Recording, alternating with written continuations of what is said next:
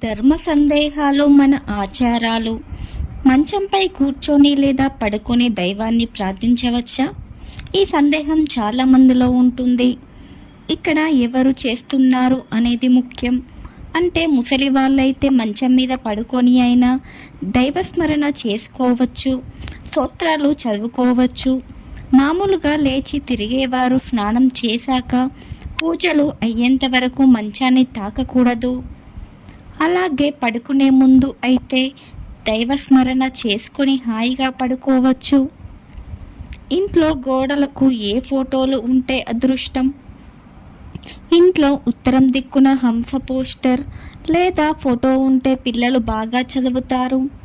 ఇంట్లో దక్షిణం దిక్కున కొంగ ఫోటో లేదా గరత్మంతుని ఫోటో ఉంటే ఆయుష్ పెరుగుతుంది.